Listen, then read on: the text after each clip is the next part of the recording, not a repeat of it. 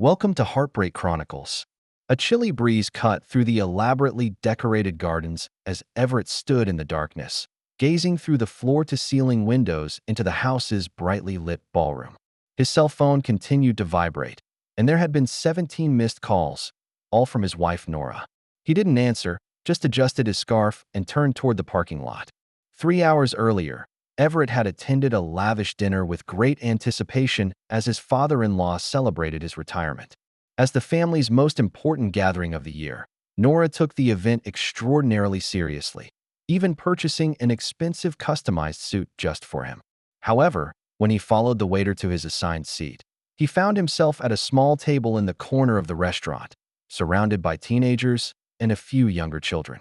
"This must be a mistake," Everett whispered, looking around for his wife. At the main table, Nora sat radiantly among a group of well-dressed adults, her parents, siblings, and a few guests he didn't recognize. Particularly striking was a man sitting next to her who was listening intently to her, occasionally letting out a heartfelt laugh. Everett walks towards the main table, and it's only then that Nora notices his presence, a flash of unnaturalness on her face. "Honey, what's wrong?" she asked softly, her eyes drifting. "I've been placed at the children's table," Everett said calmly, "and I want to know what's going on." "Oh, the seating arrangements are so tight over there," Nora explained with a smile. "And you know these are all Daddy's business associates and important clients, and it's all boring business talk. I thought you'd prefer a more relaxed atmosphere." Just then, the man next to her stood up and held out his hand. "You must be Everett? I'm Liam, the architect for the Fairmont project. Nora talks about you a lot." Everett shook hands mechanically, noting the famous watch on Liam's wrist in contrast to the ordinary one he wore. He turned to Nora. "So you don't think I'm fit to dine with your circle?" "Come on." Nora frowned, lowering her voice. "Tonight is important for Daddy. Don't make a scene, okay?" It was at that moment that Everett saw something. Maybe it's the look Nora exchanges with Liam, or maybe it's the way her fingers unconsciously straighten her hair, a habit she has when she's nervous. 6 years of marriage had made him aware of his wife's subtle expressions. "I see," he said softly.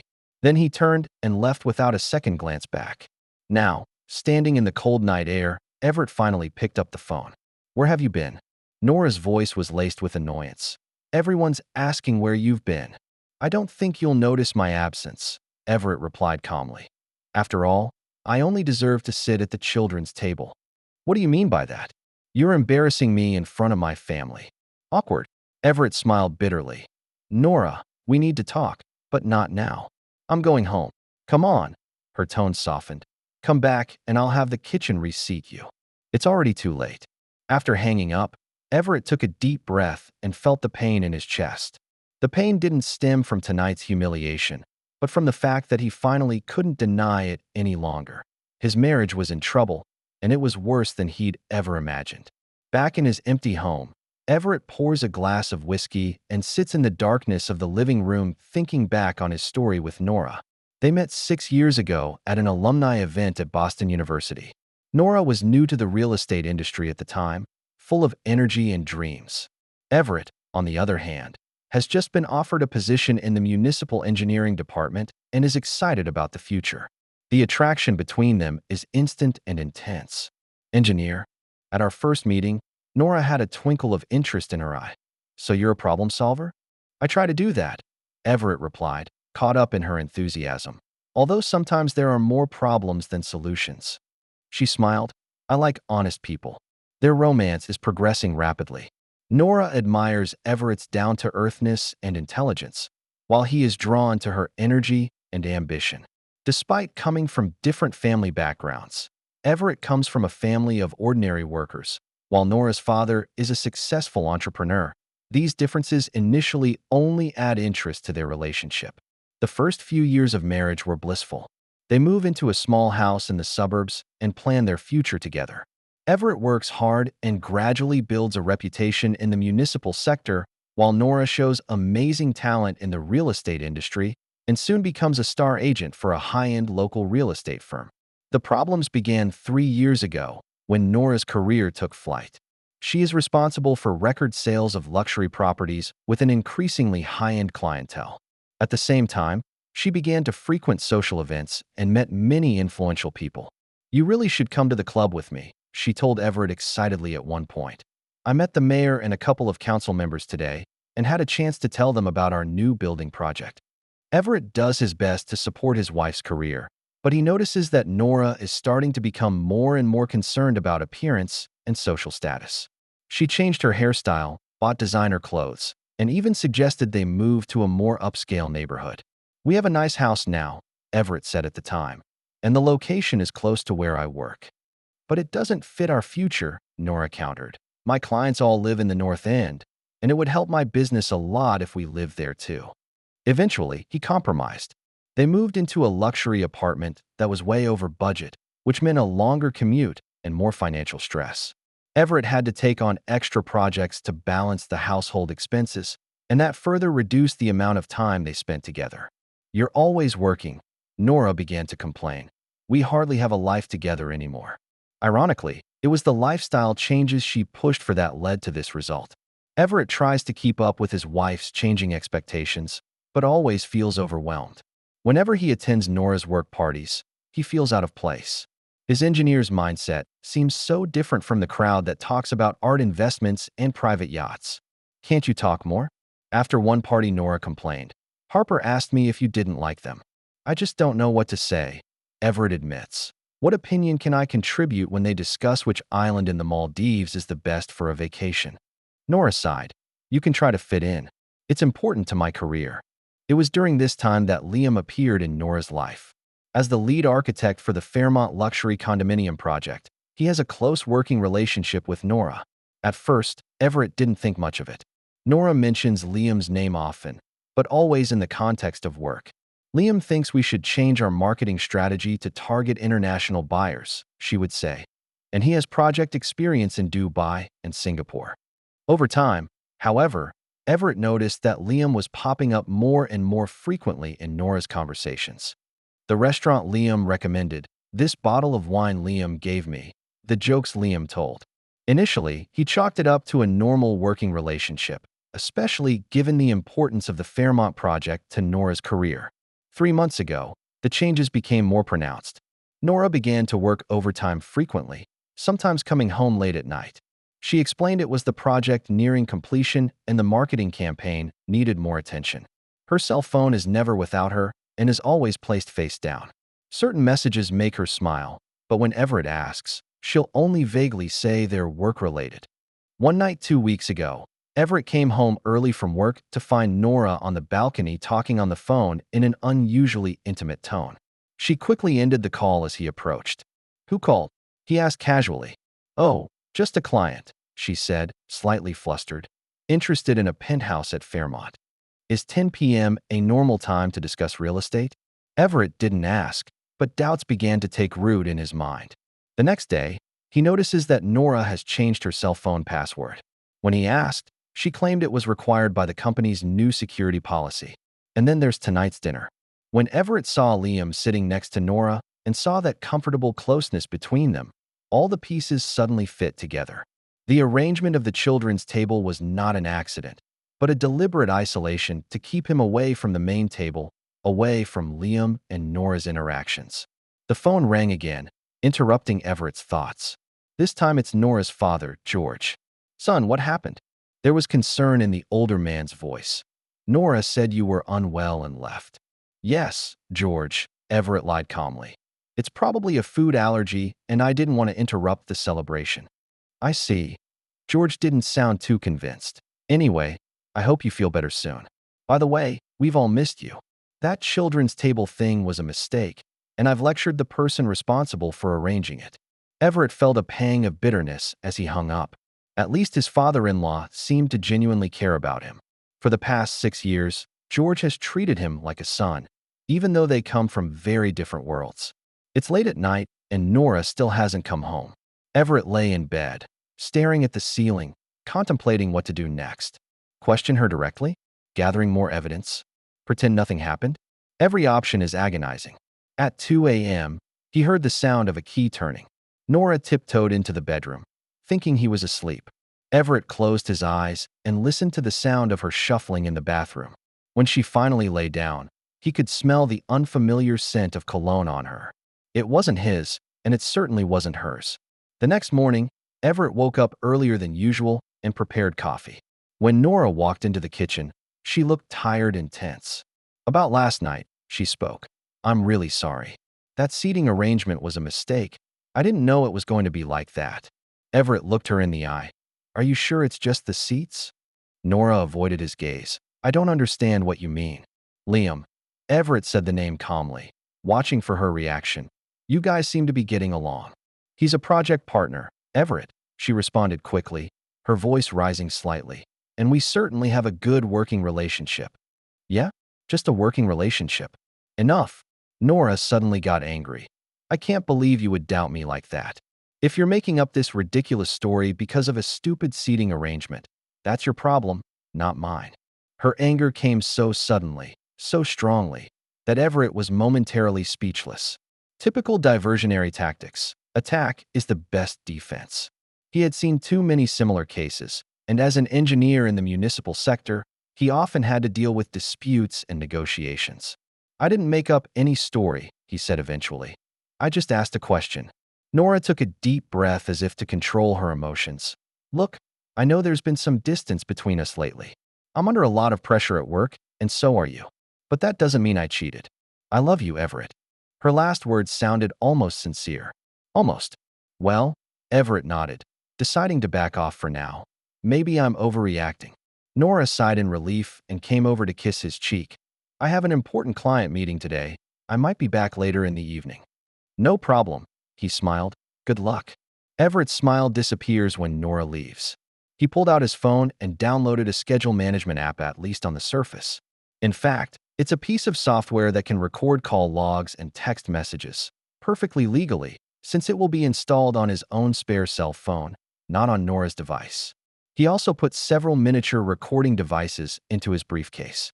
These were tools he had used in a complex engineering dispute case, when it was necessary to record the parties' meetings to prevent subsequent legal disputes.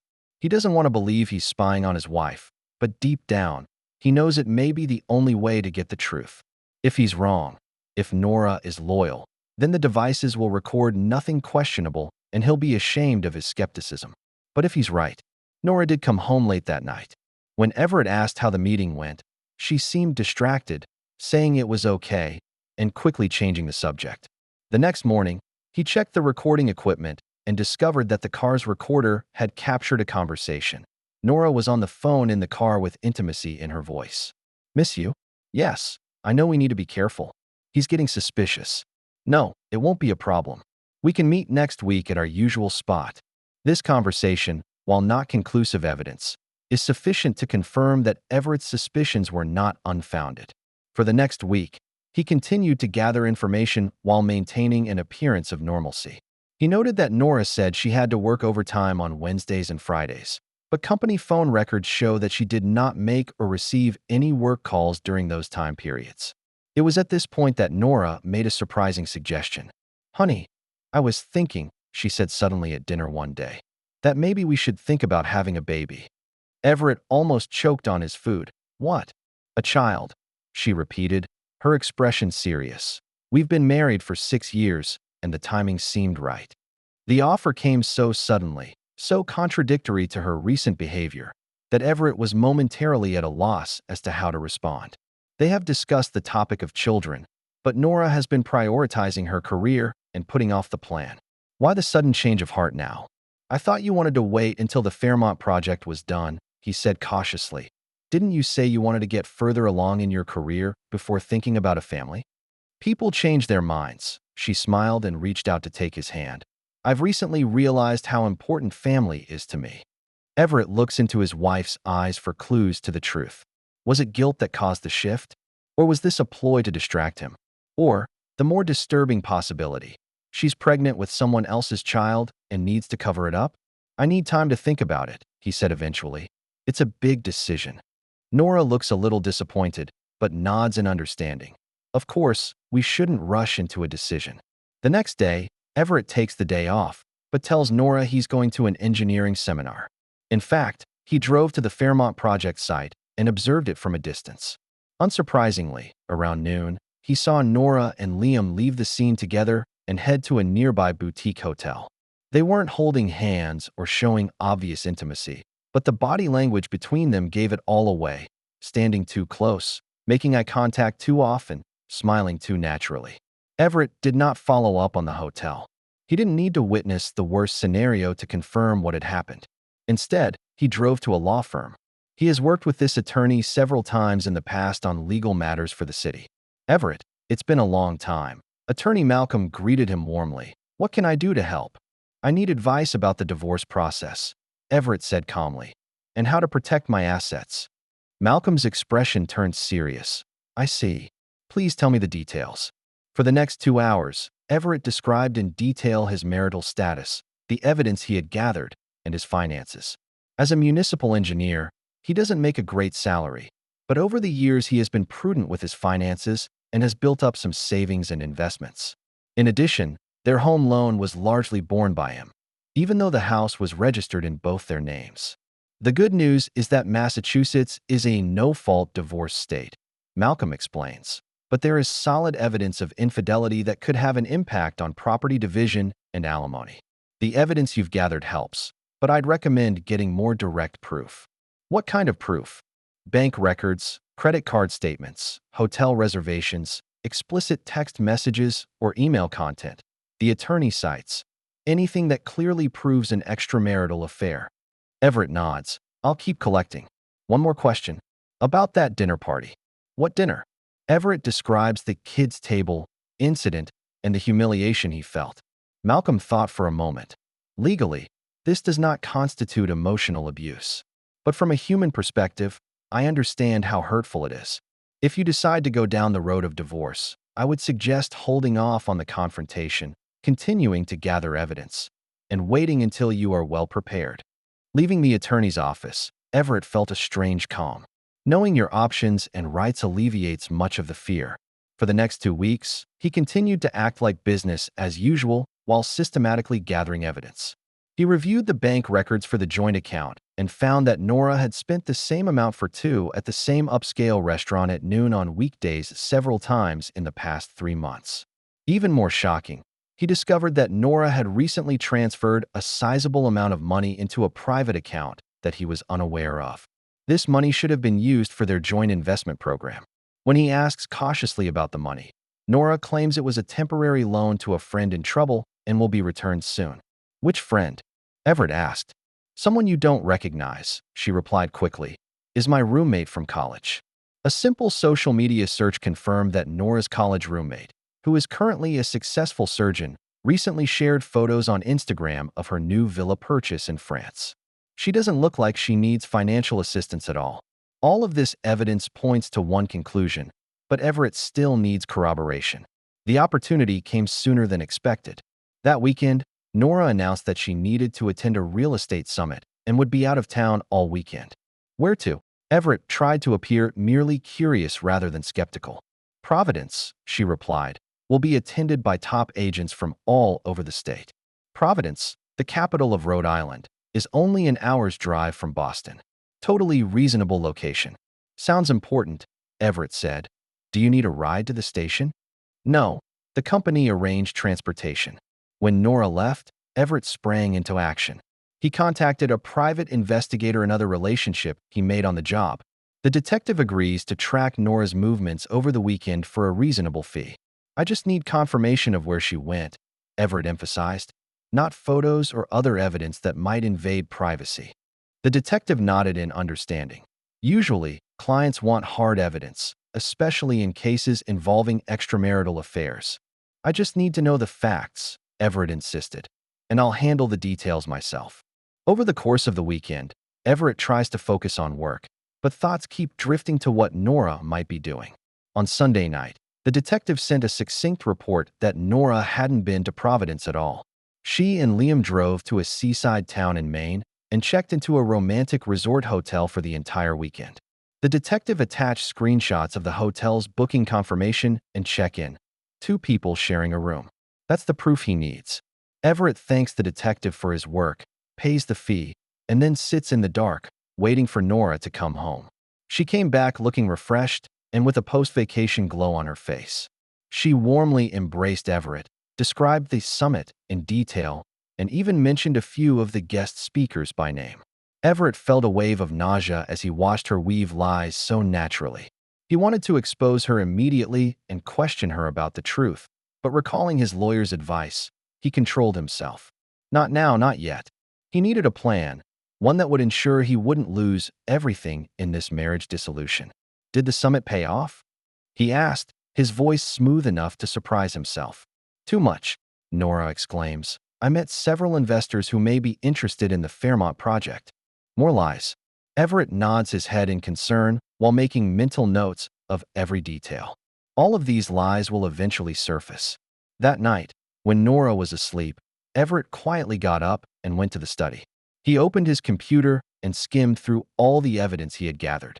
Bank records, call logs, hotel reservations, audio clips. All of these paint a clear picture of betrayal. But it's not enough. If he's going to retaliate, which he does intend to do, he needs more information. Not just about Nora's infidelity, but about Liam's. Who is this man? What about his past? How long did his relationship with Nora actually last?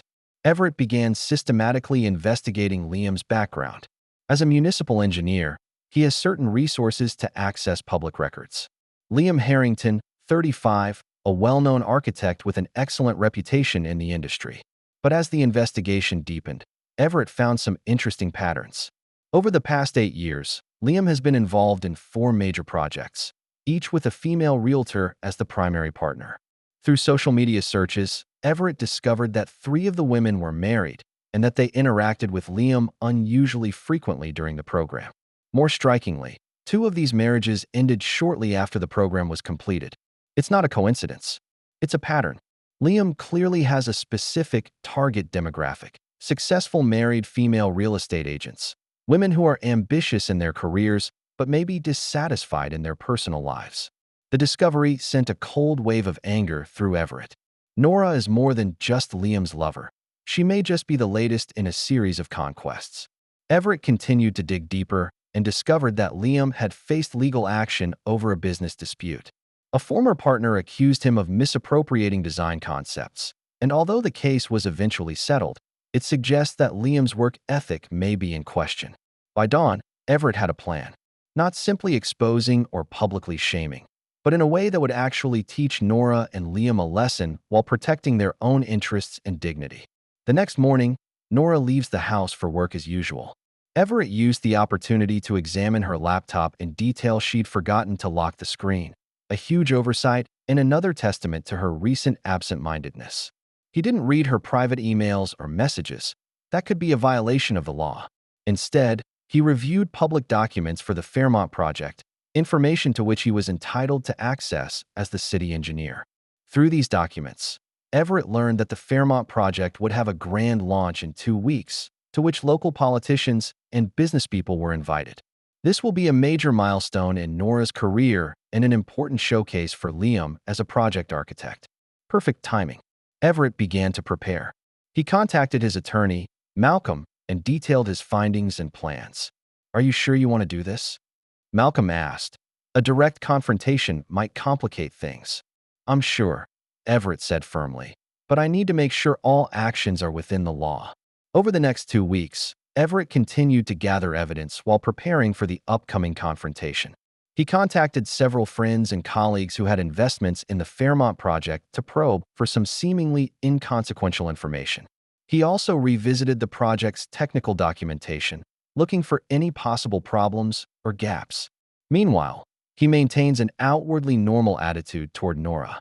He attends the small party she organizes, politely interacts with her colleagues, and even maintains a cool smile when Liam shows up. This apparent calm allowed Nora to let her guard down. "You look different these days," she commented one evening. "More? Easy. Maybe it's because I'm finally settling into a new rhythm at work," Everett replies with a smile. "Or maybe it's just a new perspective on life." Nora looked relieved and even looked a little happy. "I'm glad to see the change. There's been some distance between us lately, and I'm worried you're unhappy." "I know exactly what I want now," Everett said, tongue-in-cheek, very clearly. The day before the launch, Nora was visibly nervous. This is a significant moment in her career, and the success of the Fairmont project will take her to the next level in the industry. Are you sure you can come tomorrow? She reconfirmed, I know you work a lot, but this is really important to me.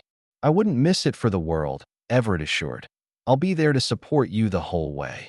His words were sincere, though not in the way Nora had imagined. That night, Everett examined all the collected evidence and prepared materials one last time. He has confirmed with his attorney that the actions he plans to take are within the bounds of the law. While this may lead to some embarrassment and social repercussions, there will be no legal consequences. He also contacted his father-in-law, George, and requested a private meeting with him before the launch. George sounds a little confused, but agrees. Everett owes the old man an explanation. After all, he has always treated Everett like real family. On the day of the launch, Everett donned his best suit to ensure he looked professional and confident. He arrived at the venue an hour early and met with George just as planned. What's so official, kid? The old man asked with concern. George, there's something I have to tell you, Everett said calmly before detailing Nora's infidelities and lies, showing some of the evidence gathered. I'm sorry to tell you in this way, but I think you deserve to know the truth, especially considering how important today's event is. George's face grew pale as Everett recounted. When Everett finished speaking, the old man was silent for a long time. Are you sure? He finally asked, his voice hoarse. Pretty sure, Everett replied. I hope I'm wrong. George took a deep breath, then took Everett's hand. Thank you for your honesty. What are you going to do? I have a plan, Everett said, but I need your help. The venue gradually came to life with guests arriving one by one. Nora was radiant, dressed in a sophisticated suit and confidently interacting with the guests. Liam was there, elegant and charming, clearly one of the center of attention. They kept a professional distance, but Everett noticed the looks and smiles they exchanged now and then. The initiation ceremony has begun. The mayor gave a short speech praising the Fairmont program for its contributions to the community. Then it was Nora's moment as she took the stage to present the details and features of the program, her voice full of confidence and enthusiasm. This project is more than just a building, she said. It represents our vision for the future, our pursuit of excellence, our commitment to integrity. Everett almost laughs when he hears the word integrity. How ironic. He noticed that George was also on stage, with a serious expression. Next up was Liam's presentation, which detailed the innovative points of the building design. Just as he reaches the climax of his speech, Everett's cell phone rings. He purposely didn't put it on mute, and the sound stung in the quiet venue. Everyone turned their heads to look at him, including Liam on stage and Nora off stage. Excuse me, Everett blurted out, picking up the phone. Yes, I'm the Fairmont project. No, I'm not an architect, but I do know something about it. He saw Nora's expression change from annoyance to confusion to fear. She knew Everett couldn't have gotten a call about Fairmont unless. Yes, I can confirm that Liam Harrington is the architect for the project, Everett continued, his voice clear and audible. But you may want some background information. For example, that business lawsuit he faced in his previous Morgan program, or his married female partners. Special work models. The meeting room went completely silent. Liam stopped talking and turned pale. Nora looks like she's going to faint. Oh, you know about the Westridge program too? Everett continues. Yes, that agent did get divorced after the program. Coincidence? Maybe. He paused and looked around the room, his eyes finally landing on Nora. No, I don't think my wife Nora would have the same problem. After all, our marriage is built on trust and honesty. At least, it used to be. The last sentence was like a bomb exploding in the venue. Whispers erupted among the guests, and some began to move uneasily. Liam tries to continue his speech, but clearly loses his way. Nora froze in place, her face pale, fear and anger in her eyes. Just then, George stood up and walked to the podium. As Nora's father and a prominent member of the community, his gesture immediately caught everyone's attention. Ladies and gentlemen, his voice was low and strong. As a longtime investor in our community, I must voice my concerns. I have just learned some disturbing information about the management of the Fairmont project that could affect the integrity and future of the project. Until these issues are fully investigated, I advise all investors and potential buyers to proceed with caution. This statement was a fatal blow. George is one of the most respected business leaders in the area, and his warnings will not be taken lightly. The venue was thrown into chaos as investors and media reporters surrounded the program director, demanding an explanation. Everett quietly leaves his seat and heads for the exit.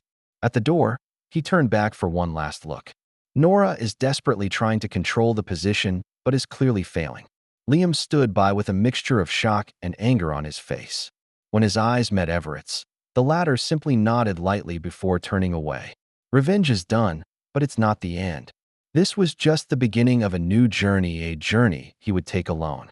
Word of the disastrous ending of the launch spread quickly through the real estate and construction industry. The next day, the local newspaper headlined, "Fairmont Luxury Condo Project in Controversy," detailing the chaos at the kickoff and George's public questioning of the project. While there is no direct reference to Everett's phone calls or Nora's affair with Liam, the article implies that there were serious ethical and professional issues with the program's management. Everett didn't come home. After the launching ceremony, he went straight to the hotel he had booked in advance. He knew he would not be able to spend time with Nora after the confrontation, at least in the short term. He needed time and space to process what came next. Unsurprisingly, Nora's calls and texts immediately snowballed. Initially, there was anger and accusation. "How dare you humiliate me like that? You ruined my career. Do you realize what you've done?" This is followed by begging and apologizing. "Please pick up the phone. We need to talk. I'm sorry, but it's not what you think." Everett did not respond to any messages. Instead, he contacted Malcolm to inform him of what was going on and to confirm his next move. "From a legal standpoint, you handled it well," Malcolm said. "No public allegations of an extramarital affair, no defamation of honor, just facts that were already in the public record and some appropriate questions." "So what's next?" Everett asked. "If you are sure you want a divorce, I suggest filing immediately. What happened today may make Nora more inclined to resolve the issue quickly and quietly rather than drag it into a long legal battle." Everett agreed. The next morning, Malcolm filed a formal petition for divorce on his behalf, citing irretrievable breakdown of the marriage. At the same time, he submitted a preliminary proposal for the division of property, which was quite favorable to Everett considering Nora's infidelity. The very afternoon that the divorce papers were filed, Everett received a phone call from George. "Boy, are you okay?" The old man's voice was laced with genuine concern. "I'm coping," Everett replied truthfully. "Thanks for your help yesterday. I did what I thought was right," George sighed. "Even though it meant speaking out against my own daughter. Nora grew up with some self-centered, but I never thought she would betray her husband, especially a good man like you." "Did she contact you?" "Yes," George replied.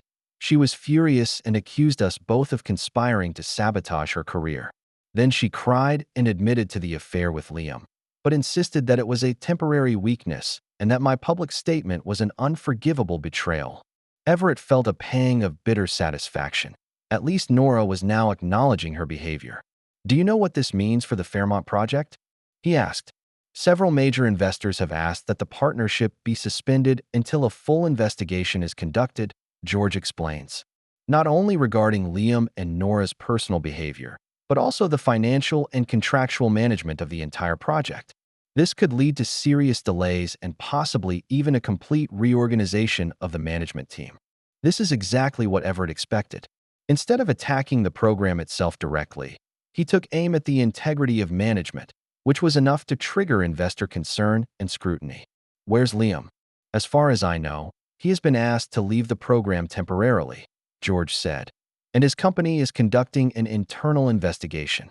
After hanging up, Everett felt a mixture of emotions. He succeeds in giving Nora and Liam the punishment they deserve, but that doesn't ease the pain he feels inside.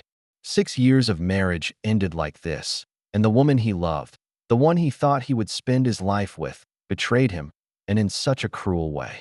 Later that night, he received a brief message from Nora. "I received the divorce papers. We really need to talk face to face. Please." After careful consideration, Everett decided to agree to a meeting, but chose to do so in a public place and informed Malcolm. He chose a quiet cafe for after hours. When he arrived, Nora was already there waiting, looking exhausted. The formerly radiant female realtor now appears haggard and vulnerable. Seeing her like this, Everett feels a twinge of discomfort, but then remembers her betrayal and firms up his stance. "Thank you for wanting to see me." Nora spoke, her voice husky. "I don't know where to begin." "The truth might be a good place to start," Everett replied calmly, "though it seems a little late in the day." Nora took a deep breath. "I know apologizing probably means nothing, but I'm really sorry. Not just for being discovered, but for what I did. I betrayed you and our marriage for no justifiable reason." "Why?" Everett asked directly. "I know we have problems, all marriages do. But why choose cheating over communication?" "I don't know." She shook her head, tears in her eyes. "Maybe vanity? Liam makes me feel special. He understands my ambition and appreciates my career accomplishments. And, to be honest, he's from a world similar to mine. And I'm not." "It's not like that," Nora explained hastily. "At least, not really. I love you, Everett, I really do. But in a way, I guess I never fully understood you or tried to really understand your world. Like putting me at the children's table at dinner." Everett couldn't resist speaking out about the incident that still stings him. A flash of shame crossed Nora's face. "That was one of the worst things I've ever done. I told myself it was just to avoid embarrassment since you and Liam were in the same room. But in reality, I was humiliating you and pushing you away as if you weren't good enough to share a table with my family and friends." At least she admitted it. Everett nodded, but didn't say anything. "I'm in no position to ask for forgiveness," Nora continued. "But I want you to know that I wasn't completely false about our marriage. We had good times, real feelings. That's not enough to sustain a marriage," Everett replied. "And once trust is broken, it's hard to rebuild." "I know," she whispered. I don't know what life would be like without you. You should have thought about this sooner." Everett's tone softened slightly. "Before you decided to start a relationship with Liam." At the mention of Liam's name, Nora's expression becomes complicated. "He's not who you think he is." "Oh, for extramarital affairs, 3 divorces, and a commercial lawsuit. Tell me, Nora, what is he really like?" Nora was visibly shocked. "What? Book? What do you mean?" Everett succinctly outlines his findings. Liam's past patterns, how he repeatedly developed relationships with married female realtors, and how those relationships led to marital breakdown. He never mentioned any of this," Nora stammered. "He told me he only had one serious relationship, and that was a long time ago." "It seems you're not the only one who's been deceived," Everett said coolly. "But I don't think that diminishes your responsibility." The meeting lasted about an hour. They discussed the details of the divorce, including property division and timing. Nora is basically fine with Everett's offer, which surprises him a bit. "I screwed up everything," she explained, "and I don't want to make it any worse. If these conditions make you feel better, even just a little, then I accept." As we parted, Nora asked one last question. "When did you first become skeptical?" "There were a lot of little signs," Everett replied. "But the real confirmation came at the dinner, when I saw the way you and Liam were together. That sense of familiarity and tacit understanding is not something that can be easily faked." "I thought I was being careful," she laughed bitterly. "But I guess to someone who knows me, I'm like an open book." "That may be our only advantage," Everett responded, knowing each other well enough to spot a lie. Leaving the cafe, Everett felt a strange sense of relief, even though the sadness was still there. The meeting with Nora gave him some sense of closure, though the road ahead was still difficult. Over the next few weeks, the divorce proceedings were officially initiated. As Malcolm predicted, given the turn of events and the evidence Everett had, Nora chose cooperation over confrontation. The property division went smoother than expected. Everett kept their condo, although it required continued mortgage payments, as well as his personal savings and investments. Nora received the funds in her separate account and a portion of the community property. Meanwhile, the furor over the Fairmont project continues to grow. The investigation revealed additional issues, not only concerning Nora and Liam's personal behavior, but also potential conflicts of interest in some of the contractual arrangements. Several early investors pulled out, and the project was forced to reorganize its management team. Nora was asked to resign as program director, and her reputation took a serious hit in the industry. Liam's situation is worse. The investigation expanded into his past projects, and more allegations surfaced about his inappropriate relationships with married female clients or partners. His architectural firm terminated its collaboration with him in order to clear the air. Overnight, the once sought-after architect became an industry pariah. Everett feels a twinge of satisfaction at these developments, but not exactly the joy of revenge. It's one thing to see Nora and Liam pay for their behavior, but it's another to see their lives completely fall apart. He didn't want them to never be able to rebuild. He just wanted them to learn a lesson and understand the gravity of betrayal. Halfway through the divorce proceedings, Everett receives a call from Liam, which comes as quite a surprise. "I was hoping we could meet and talk." Liam's voice sounded even more tired than Everett remembered. "Just to give me a chance to apologize." Out of curiosity, Everett agreed to meet. They met at a bar far from the two's usual range of activities to avoid unwanted attention. Liam looks a different man. The formerly polished architect is now bearded and bleary-eyed. "Thank you for wanting to see me," he said as he got right to the point. "I know I'm probably the last person you want to see." "I'm curious what you're trying to say," Everett replied. "After all, your relationship with my wife destroyed my marriage. I owe you an apology." Liam looked Everett straight in the eye. "For my inexcusable behavior. I intervened in your marriage and took advantage of my working relationship with Nora. This isn't the first time you've done this," Everett noted. No, Liam smiled bitterly. "Your investigation was very thorough. In fact, it's kind of my mode. A harmful behavior that I've never really had to deal with. Why are you telling me this?" "Because you have a right to know the truth," Liam replied. "I'm not simply attracted to Nora. I have a habit of seeking attention from married women, especially the successful career kind. Perhaps it stems from some desire for conquest or a twisted confirmation of self-worth." Everett didn't respond immediately, just observed the once arrogant man in front of him. "I don't expect your forgiveness," Liam continued, "but I want you to know that your actions, what happened at the initiation, it made me stop and reflect. I lost my job, my reputation, almost all my clients. But strangely enough, it's probably the best thing that's ever happened to me." "How?" "It forced me to face my own issues," Liam explains. "And I'm now in therapy trying to understand why I keep repeating this destructive behavior. It's not an excuse, but maybe it's a start." The conversation lasted nearly 2 hours. To Everett's surprise, he realizes he doesn't exactly loathe Liam. Sure, he won't forgive the man for the destruction of his marriage, but he can understand the complexity of human nature and how everyone has their own demons to face. "About Nora," said Liam in parting, "I think you should know that she really loves you. Even when we were together, she always talked about you, your intelligence, your integrity. I think that's what I was jealous of at first, that you have something I've never really had. The love of a woman who loves you for who you are rather than what you have to offer."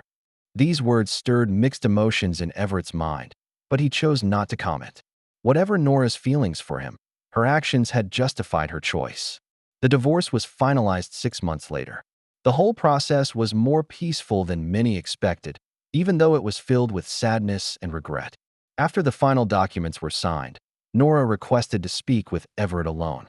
"I just want to say that I want you to be happy," she said sincerely. "You deserve a better partner than me." "We had good times," Everett responded, his voice gentle but firm. "But some things, once broken, can't be fixed." "I understand," she nodded. "I just wish." "No, it's okay. Good luck, Everett." "You too, Nora." The two said their goodbyes and each went in a different direction. Everett knows that even as time passes, the scars inside will remain. But he also knows he made the right decision to protect his dignity and future. A year later, life is gradually getting back on track. Everett received a promotion in the municipal engineering department to work on larger projects. He moved out of the apartment he shared with Nora and purchased a smaller home more to his liking, away from his old memories. Through mutual friends, he occasionally hears about Nora. She left her old real estate company and moved to the West Coast to start a new life.